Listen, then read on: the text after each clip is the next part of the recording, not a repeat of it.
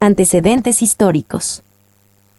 Se han realizado considerables estudios e investigaciones alrededor de José Martí. Algunos investigadores reconocen que de forma única, preparó, organizó y dirigió el plan insurreccional de Puerto Fernandina que conduciría al alzamiento del 24 de febrero de 1895. Sin embargo, durante mucho tiempo se ha desconocido la posibilidad de que su pensamiento tenga relieve militar.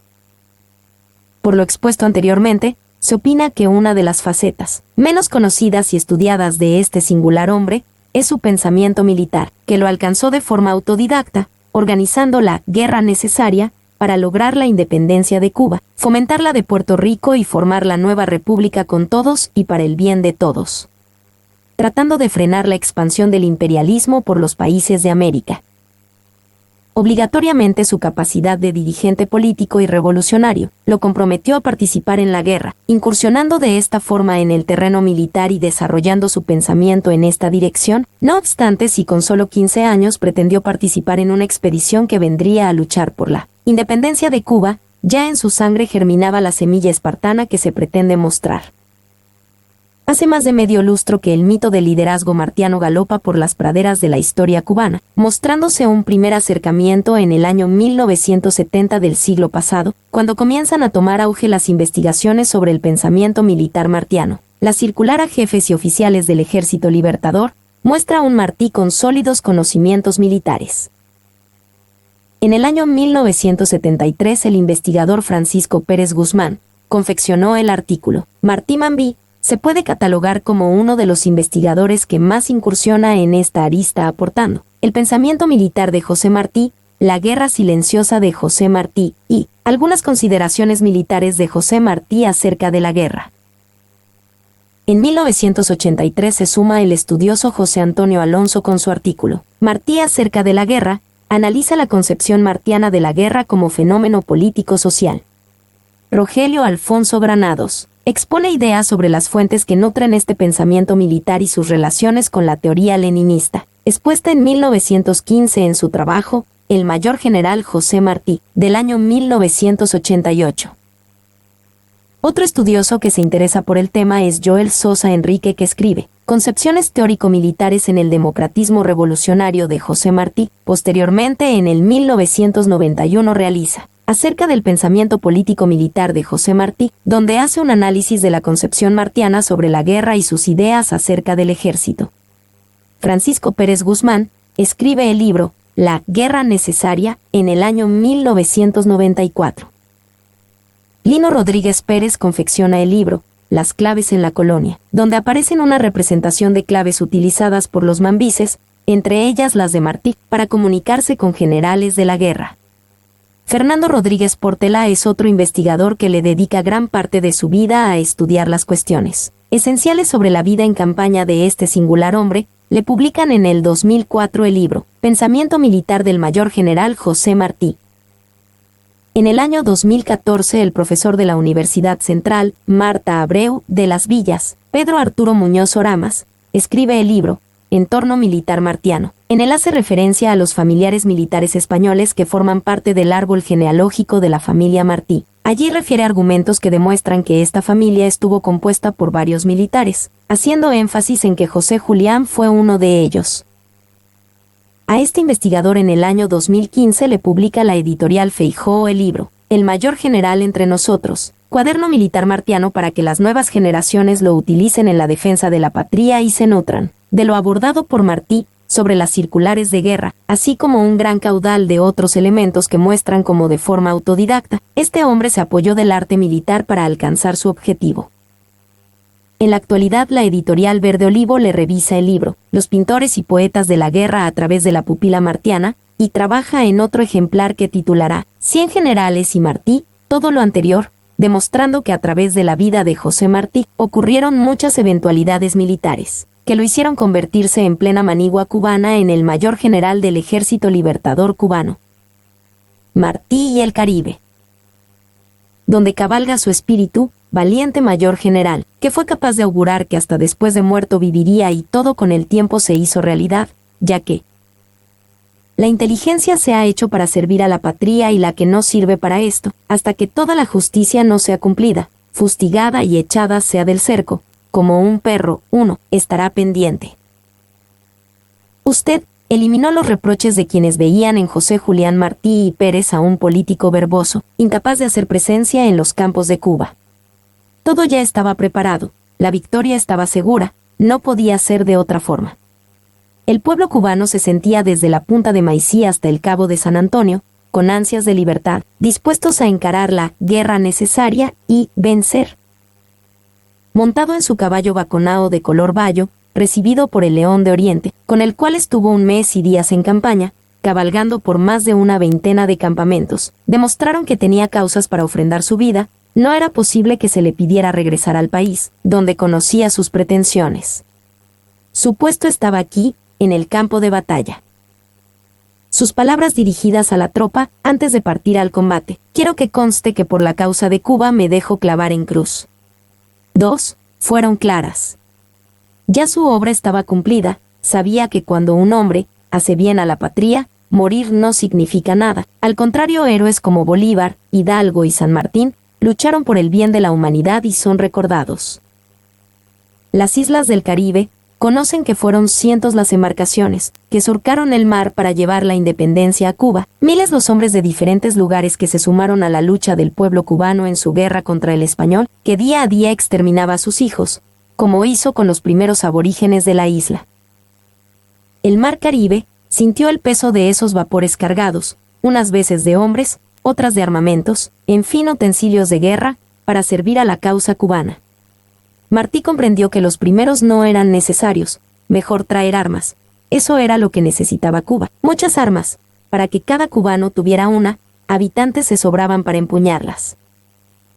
De aquí surgió su plan de alzamiento, enviado de forma cifrada en un tabaco, dirigido a su amigo, periodista y conspirador, jefe de la contienda que se iniciaba en la isla Juan Gualberto Gómez. Para la elaboración de este documento, utilizó la clave Habana numérica, con la cual se carteaba de forma secreta con este dirigente. Confeccionó otras claves para emplearlas con jefes militares. Se conoce que practicó la esgrima al machete, escaló montes con la mochila cargada, realizó desarme y arme de fusiles de la época, ejerció el tiro práctico en el fuerte Martello Tower, montó a caballo. Su padre en Anábana le regala uno, allí con 9 años, desafió por vez primera el lomo de una bestia. La operación de Puerto Fernandina fue otra de las acciones que realizaría en la oscuridad. La entrada de 3 embarcaciones, el Amadís, la Gande y Baracoa, por lugares diferentes de Cuba, era la sorpresa para un levantamiento simultáneo general en varias provincias que influiría en la guerra breve que preparaba, pero el coronel López de Queralta traicionó la obra. Era un agente al servicio de Estados Unidos y este país confiscó los 3 vapores, con el propósito que no llegaran a su fin, alertando a las agencias españolas de la acción que se preparaba. Fue un fuerte golpe para Martí, que rápidamente se da a la tarea de buscar solución al problema, para lo cual, sin mucho pensarlo, decidió salir en busca de armamentos. Viaja a Cap Haitien, donde reside su amigo el doctor Ulpiano de Yundé y del Prado, con el objetivo de buscar 50 carabinas y parque suficiente que estaban esperando por la gestión final, para ser utilizadas en la guerra. Al ser negativa la respuesta de los vendedores, su alma se destroza. Él mismo, con pena y desalentado, le esgrime a su amigo: ¿y qué haré yo, doctor? Pues el general Gómez, con impaciencia, me espera en Montecristi. A lo que éste responde: no se aflija, que buscaremos la forma de encontrar otras, con amigos que viven aquí, haciendo uso de la memoria de los que tenían armas en el lugar. De Yundé le dice que se calme, que le conseguirá las armas, a lo que Martí asombrado le esgrime: usted. Sí, ya no serán 50, pero algunas. Momentos después, en casa del doctor, recibe al señor Sterling y Mercier, y luego a su dependiente James Pater. La pregunta clave de Martí: ¿con cuántas armas puede usted ayudarme? La respuesta sería positiva. 2 Winchesteres y 3 Remington cortos, con más de 1000 cartuchos. Ya eran 5 más, un Remington corto con 200 cartuchos de Winchester que se dio el doctor de Yundé. Salen estos y llega otro al cual le hace la pregunta: ¿cuántas armas puede usted ceder a la Revolución Cubana? Un rifle Colt con 100 cartuchos. Bien, James. ¿No puede usted ver a sus amigos y conseguirnos otras, sin decir para qué? Ahora salgo en busca de ellas. Por la tarde regresa y le presenta 2 Remington cortos y otro que le compró al vecino señor Ricord, con 600 cápsulas. Ya sumaban 12 armas. Voy cumpliendo mi oferta, dice de Yundé, a lo que Martí le responde: usted me salva. Lo que siento es no haber sabido la necesidad hace 15 días, que a estas horas tendría usted muchas armas y cartuchos a disposición de la Revolución cubana. Ahora la otra situación. ¿Cómo llevarlas? Yo mandaré a una persona especial, a Manuel Mantilla, desde Montecristi en un bote a buscarlas. El 4 de marzo a las 8 p.m., José Martí, acompañado de Alambert y el doctor de Yundé, se dirigen al puerto de dicho lugar, para embarcarse hacia Montecristi, donde lo esperaba el jefe militar electo por el Partido Revolucionario Cubano, quien dirigiría la guerra que recién comenzaba. De Yundé se preocupa, ya que ve pasar los días sin obtener noticia alguna. Pero, el día 8 recibe: llegué bien e irán por el M. Este le comunica: con pena en el alma estaba por V cuando su telegrama me sacó de angustias. No viendo llegar a M, temía le hubiera sucedido alguna desgracia en la ruta, habiéndose V embarcado solo, con dinero y entre gentes desconocidas. He conseguido una docena, entre algunos amigos, 3. Las Antillas siempre recordarán su llegada a México. En el puerto, su padre, acompañado por Manuel Mercado, lo esperan. A él le deja su carta inconclusa, como si el destino le hubiera sentenciado o profetizado la tragedia final que le ocurriría, o quizás lo pensado por él en algún momento. Ya la obra culminaba, el pueblo cumpliría su misión. Sobre este país en la Edad de Oro aborda, a Hidalgo le quitaron uno a uno, como para ofenderlo, los vestidos de sacerdote. Lo sacaron detrás de una tapia, y le dispararon los tiros de muerte a la cabeza. Cayó vivo revuelto en la sangre, y en el suelo lo acabaron de matar, le cortaron la cabeza y la colgaron en una jaula. Pero México es libre. 4. Sobre su entorno, aborda los diferentes árboles que abundan en aquel lugar, hermoso por naturaleza, sobre el cual resaltaría: fue México, primero antes de la llegada de los arcabuces, tierra como de oro y plumas. 5. Planteó que en ese lugar abundaban mucho los pájaros de diferentes colores, así como que existía gran cantidad de oro. Pero los españoles se lo llevaron todo para España, y después los Estados Unidos con los ferrocarriles le preparaban el golpe final. También destaca las costumbres que engalanan las páginas bellas de la historia mexicana, sus personalidades, héroes, hechos relevantes y sobre todo las relaciones entre México y Cuba, sobre la cual apuntó. La cuestión de México, como la cuestión de Cuba, dependen en gran medida en los Estados Unidos de la imponente y tenaz voluntad de un número no pequeño ni despreciable de afortunados agiotistas, que son los dueños naturales de un país en que todo se sacrifica al logro de una riqueza material. 6.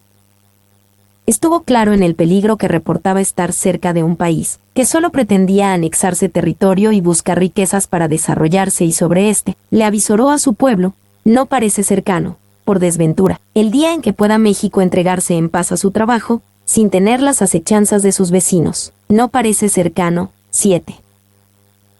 Otras investigaciones realizadas lo llevaron a profundizar en las raíces históricas de las personalidades que de una forma u otra dieron su vida para que la América fuera libre. Por ello se preocupó e indagó, quiso saber dónde se encontraban los restos de los héroes de la contienda americana, y sobre los mismos reportó: no se sabe lo cierto sobre el lugar donde reposan los restos de Hidalgo, Allende, Aldama y Abasolo. La afirmación hace presumir que existen en catedral las cabezas de los héroes. De las investigaciones del ECO, se deduce los restos completos de aquellos 4 inmortales. Difícil es decidirse aún por una u otra opinión. 8. Profundizó en los precursores de la nación, anotando: el otro es uno de los patriarcas mexicanos, el caballero indio Juan Navarro, compañero de Prieto, de Ramírez, de Paino, de los Lerdo, de todos los fundadores. Es el cónsul de México en Nueva York. Perdió su gran fortuna, y vive feliz con otra mayor, que es la de no lamentarla. 9. Como se puede apreciar, la estancia en ese país le permitió penetrar en aspectos medulares, para lo cual reportó sus propias conclusiones. No puede ser que México se oponga a la Unión de Centroamérica. A lo que México se ha de oponer es a que la Unión de CA se haga un protectorado de Unidos. 10.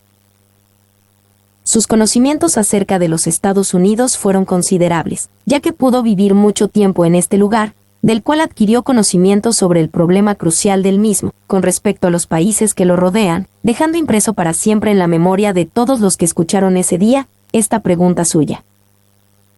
¿Cuál de nosotros ha olvidado aquel escudo? El escudo en que el águila de Monterrey y de Chapultepec, el águila de López y de Walker, apretaba en sus garras los pabellones todos de la América. 11. Es y será imposible olvidar la misma, ya que después de 121 años, todavía el vecino continúa codiciando las islas del Caribe. Estudió Martí la historia del país azteca y desde el año 1885 le escribe una carta al periódico La Nación, donde plasma como 100 millones de pesos emplearon los norteamericanos en ferrocarriles en México. A ciegas no pudo ser ni sin prever y estudiar sus consecuencias. Así queda briosamente sentado en México. 12. Estaba consciente del peligro que representaba el gobierno de los Estados Unidos sobre México, que lo tiene tan cerca y al cual había destinado cuantiosas sumas de dinero, con un solo propósito, irse apoderando poco a poco. Todavía se puede sentir cómo lo está consumiendo, su estrategia continua, siendo igual con otros países que lo rodean. Los cubanos tuvieron en Yucatán y Veracruz asilo cuando decidieron abandonar la isla, hasta que el gobierno español no gobernara más. Allí existieron clubes revolucionarios, el Aponte número 1 y el Máximo Gómez número 2, que estuvieron adscritos al Partido Revolucionario Cubano y cumplieron con sus bases y estatutos. Guatemala fue otro de los países que albergaría a este talentoso cubano, licenciado en Derecho Civil y Canónico, además de ser licenciado en Filosofía y Letras. Allí impartió clases gratuitas de composición en la Academia de Niñas de Centroamérica, que dirigía Margarita Izaguirre. Allí se ganó el afecto y cariño de su pueblo. Sobre él mismo escribió: Guatemala es una de esas regiones benditas, hechas como para aplacar la ardiente sed de los hijos de los países viejos, y para comprobar la perpetua frescura y la generosidad maternal de la naturaleza. 13. Allí se relacionó con personalidades del gobierno, participó en tertulias literarias haciéndose eco de la poderosa arma que lo acompañó toda la vida, la oratoria, con la cual enseñaba los sentimientos patrios, la necesidad de unión por sobre todas las cosas de los países de Suramérica, ya que según abordó en el folleto Guatemala, para unir vivo lo que la mala fortuna desunió. Más acá ha de saberse lo que más allá se hace y se vale, más allá de la frontera chiapaneca. Las manos están tendidas, esta es la hora. 14. Estuvo haciendo labor propagandística y conspiradora en Guatemala. Visitó la casa del expresidente García Granados. Sobre él escribió: Don Miguel García Granados comenzó en Comintán, en la frontera de México, con 33 hombres, la gran guerra libertadora que abrió para el país una nueva era. 15. Es descubierta una conspiración para asesinar a Barrios y a sus familiares con el objetivo de tomar el poder. Expresa a Mercado su desacuerdo con el rigor empleado para castigar a los promotores de la misma, recientemente descubierta. Los conservadores ven en José Martí a un enemigo y por ello debe abandonar el país. Pero como le dijera en una carta al general Justo Rufino Barrios, los puñales de los hombres no llegan nunca al corazón del que obra bien. 16. Venezuela no podía dejar de ser visitada por este joven enamorado de la independencia de su patria y del mundo.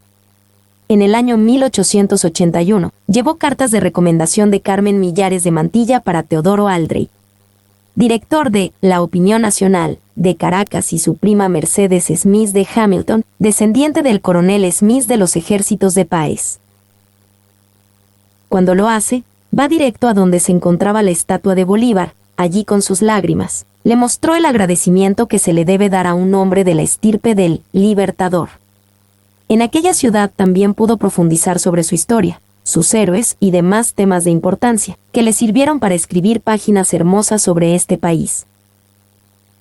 Martí llamó a Caracas la Jerusalén de los suramericanos. En ese momento ya ocupaba cargos en el Comité Revolucionario Cubano, organización fundada en Nueva York, con el propósito de luchar por la independencia de Cuba. Ya un joven maduro, seguro que sus ideas las difunde en los medios de ese país.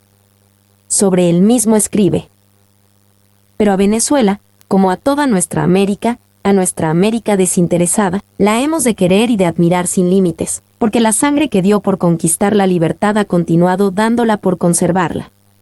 17. Martí amaba la libertad. Allí su presidente Antonio Guzmán Blanco, que ya contaba con 11 años en el poder, le ordena que abandone el país, ya que no respondía a los intereses de su dictadura.